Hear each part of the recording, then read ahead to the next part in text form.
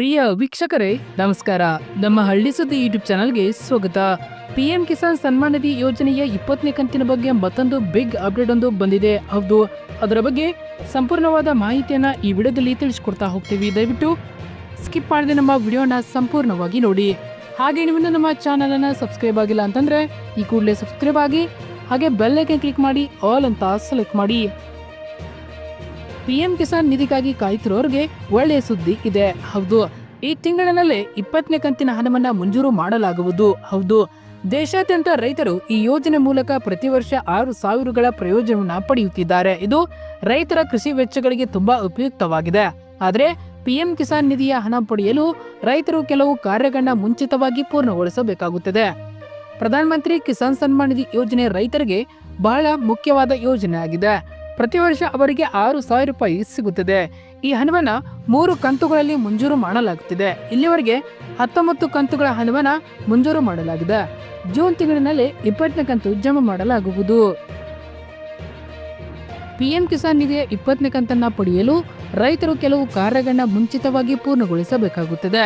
19ನೇ ಕಂತಿನ ಹಣವನ್ನ ಫೆಬ್ರವರಿ 2025ರಲ್ಲಿ ಮಂಜೂರು ಮಾಡಲಾಯಿತು. ಆದರೆ 20ನೇ ಕಂತಿನ ಹಣವನ್ನ ಪಡೆಯಲು ನೀವು 3 ಕಾರ್ಯಗಳನ್ನ ಬೇಗನೆ ಮಾಡಿ ಮುಗಿಸಬೇಕಾಗುತ್ತದೆ. ಪಿಎಂ ಕಿಸಾನ್ ನಿಧಿಯ 20ನೇ ಕಂತನ್ನ ಪಡೆಯಲು ರೈತರು ಕೆಲವು ಕಾರ್ಯಗಳನ್ನ ಮುಂಚಿತವಾಗಿ ಪೂರ್ಣಗೊಳಿಸಬೇಕಾಗುತ್ತದೆ. ಹೌದು, 19ನೇ ಕಂತಿನ ಹಣವನ್ನ ಫೆಬ್ರವರಿ 2025ರಲ್ಲಿ ಮಂಜೂರು ಮಾಡಲಾಯಿತು. ಆದರೆ 20ನೇ ಕಂತಿನ ಹಣವನ್ನ ಪಡೆಯಲು ನೀವು ಈ 3 ಕಾರ್ಯಗಳನ್ನ ಬಹುಬೇಗನೆ ಮಾಡಿ ಮುಗಿಸಬೇಕಾಗುತ್ತದೆ. ಹೌದು, ಈ ಕಾರ್ಯವನ್ನ ಮಾಡಿದ್ರೆ ಮಾತ್ರ ನಿಮಗೆ ಮುಂದಿನ ಕಂತಿನ ಹಣ ಜಮಾ ಆಗಲಿದೆ.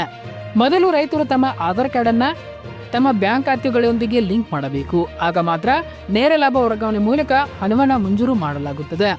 ಸರ್ಕಾರ ಬ್ಯಾಂಕ್ ಖಾತೆ ಲಿಂಕ್ ಮಾಡುವುದನ್ನ ಕಡ್ಡಾಯಗೊಳಿಸಿದೆ. ನೀವು ನಿಮ್ಮ ಬ್ಯಾಂಕ್ ಖಾತೆಗೆ ಹೋಗಿ ಅದನ್ನ ನೇರವಾಗಿ ಡಿಬಿಟಿಯೊಂದಿಗೆ ಲಿಂಕ್ ಮಾಡಬಹುದು. ಅದು ಮಾತ್ರವಲ್ಲದೆ ಭೂ ಪರಿಶೀಲನೆಯನ್ನು ಪೂರ್ಣಗೊಳಿಸುವುದು ಸಹ ಕಡ್ಡಾಯವಾಗಿದೆ. ಆಗ ಮಾತ್ರ ಪಿಎಂ ಕಿಸಾನ್ ಸನ್ಮಾನ್ ನಿಧಿಗಳನ್ನ ಮಂಜೂರು ಮಾಡಲಾಗುತ್ತದೆ. ಈ ಯೋಜನೆಯಿಂದ ಕೃಷಿ ಯೋಗ್ಯ ರೈತರು ಮಾತ್ರ ಪ್ರಯೋಜನ ಪಡೆಯುತ್ತಾರೆ.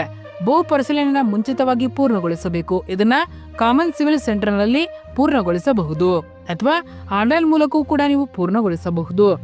ಕೊನೆಯದಾಗಿ ಇಕೆವೈಸಿ ಕಡ್ಡಾಯವಾಗಿದೆ. ಹೌದು, ಪಿಎಂ ಕಿಸಾನ್ ಇಕೆವೈಸಿ ಪ್ರಕ್ರಿಯೆ ಪೂರ್ಣಗೊಂಡ ನಂತರವೇ ಹಣವನ್ನು ನಿಮ್ಮ ಖಾತೆಗೆ ಜಮಾ ಮಾಡಲಾಗುತ್ತಿದೆ. ಈ ಕೆವೈಸಿಯನ್ನು ಅಧಿಕೃತ ವೆಬ್ಸೈಟ್ ಮೂಲಕ ನೀವು ಕೆವೈಸಿಯನ್ನು ಮಾಡಿಕೊಳ್ಳಬಹುದಾಗಿದೆ. ಏನು, ಇಂಥ ರೈತರಿಗೆ ಪಿಎಂ ಕಿಸಾನ್ ಹಣ ಸಿಗುವುದಿಲ್ಲ. ಒಂದು ವೇಳೆ ಸಿಕ್ಕರೂ ವಾಪಸ್ ನೀಡಬೇಕಾಗುತ್ತದೆ. ಹೌದು, ಇಲ್ಲದಿದ್ದರೆ ಕಾನೂನು ಕ್ರಮವನ್ನ ಕೈಗೊಳ್ಳಲಾಗುತ್ತದೆ.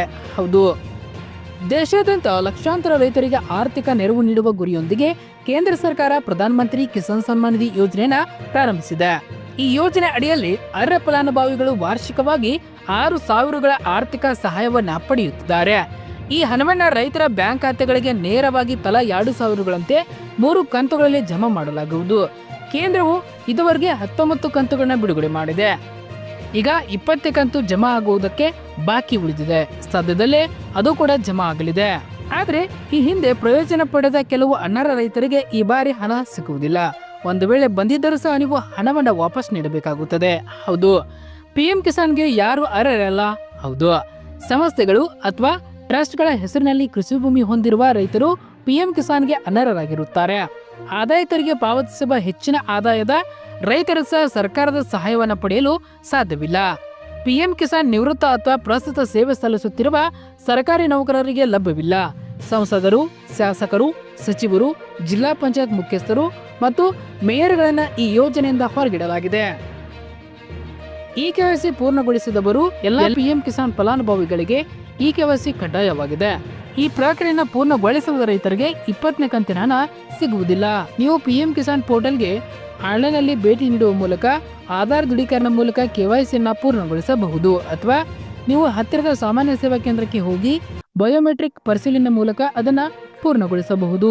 ವಿವಿಧ ಯೋಜನೆಗಳನ್ನು ಅನುಷ್ಠಾನಗೊಳಿಸುವಾಗ ಕೇಂದ್ರ ಸರ್ಕಾರವು ಫಲಾನುಭವಿಗಳನ್ನ ಆಯ್ಕೆ ಮಾಡುವಲ್ಲಿ ಹೆಚ್ಚಿನ ಕಾಳಜಿ ವಹಿಸುತ್ತದೆ. ಫಲಾನುಭವಿಗಳ ಇತ್ತೀಚಿನ ಡಾಟಾವನ್ನ ಕಾಲಕಾಲಕ್ಕೆ ಸಂಗ್ರಹಿಸಲಾಗುತ್ತದೆ. ಇದಕ್ಕೆ ಅಪ್ಡೇಟ್ಗಳು ಬೇಕಾಗುತ್ತವೆ. ಪಿಎಂ ಕಿಸಾನ್ ಸನ್ಮಾನ್ ನಿಧಿ ಯೋಜನೆಯ 20ನೇ ಕಂತನ್ನ ಪಡೆಯಲು ಕೆಲವು 4 ಬದಲಾವಣೆಗಳನ್ನ ಮಾಡಬೇಕಾಗಿದೆ. ಹೌದು, ತಪ್ಪಾದ ವಿವರಗಳು ಹಾಗೂ ಬ್ಯಾಂಕ್ ಖಾತೆ, ಆಧಾರ್ ಲಿಂಕ್, ಭೂ ಮಾಲೀಕತ್ವ ಅಂತ ವಿವರಗಳು ತಪ್ಪಾಗಿದ್ದರೆ ಅವರಿಗೆ ಪಿಎಂ ಕಿಸಾನ್ ಯೋಜನೆ ಹಣ ಸಿಗುವುದಿಲ್ಲ. ಆಧಾರ್ ಮತ್ತು ಬ್ಯಾಂಕ್ ಖಾತೆಗೆ ಲಿಂಕ್ ಸರಿಯಾಗಿರಬೇಕು. ಪಿಎಂ ಕಿಸಾನ್ ಪೋರ್ಟಲ್ನಲ್ಲಿ ಬ್ಯಾಂಕ್ ವಿವರಗಳು ಸರಿಯಾಗಿರಬೇಕು. ಭೂ ದಾಖಲೆಗಳ ದಾಖಲಾತಿಗಳನ್ನ ನವೀಕರಿಸಬೇಕು.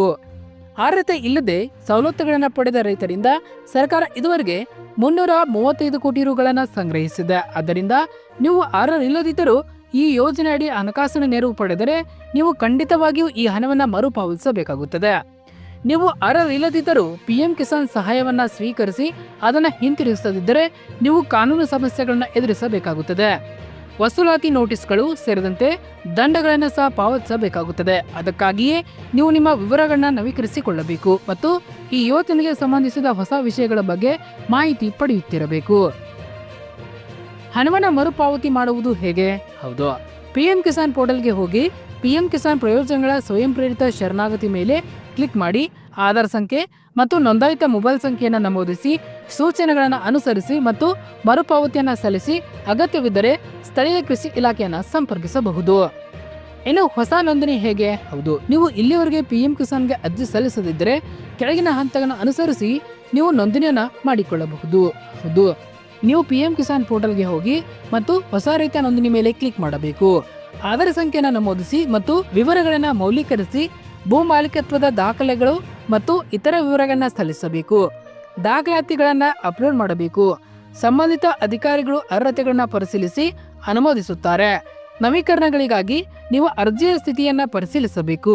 ವಿವರಗಳಲ್ಲಿನ ದೋಷಗಳನ್ನು ಸರಿಪಡಿಸಲು ಪಿಎಂ ಕಿಸಾನ್ ಪೋರ್ಟಲ್ನಲ್ಲಿ ಆಧಾರ್ ವಿವರಗಳನ್ನು ಸಂಪಾದಿಸಿ ಅಥವಾ ಫಲಾನುಭವಿಗಳ ಸ್ಥಿತಿಯನ್ನು ಪರಿಶೀಲಿಸಿ ನಂತರ ಮೇಲೆ ಕ್ಲಿಕ್ ಮಾಡಬೇಕು. ತಪ್ಪಾದ ಮಾಹಿತಿಯನ್ನು ನವೀಕರಿಸಬೇಕು ಮತ್ತು ಪರಿಶೀಲನೆಗಾಗಿ ಸಲ್ಲಿಸಬೇಕು. ಏನು ಪಿಎಂ ಕಿಸಾನ್ ಸನ್ಮಾನ್ ನಿಧಿ ಯೋಜನೆಯ 20ನೇ ಕಂತು ಯಾವಾಗ ಲಭ್ಯವಾಗಲಿದೆ? ಹೌದು, ಪಿಎಂ ಕಿಸಾನ್ ಸನ್ಮಾನ್ ನಿಧಿ ಯೋಜನೆಯ 19ನೇ ಕಂತು ಫೆಬ್ರವರಿಯಲ್ಲಿ ಬಿಡುಗಡೆ ಆಗಿತ್ತು. ಫೆಬ್ರವರಿಯಿಂದ ಜೂನ್ ವರೆಗೆ 4 ತಿಂಗಳು. ಇದರಿಂದಾಗಿ 20ನೇ ಕಂತು ಜೂನ್ನಲ್ಲಿ ಬರಬಹುದೆಂದು ಹಲವಾರು ಮಾಧ್ಯಮಗಳ ವರದಿಗಳು ಸೂಚಿಸಿವೆ.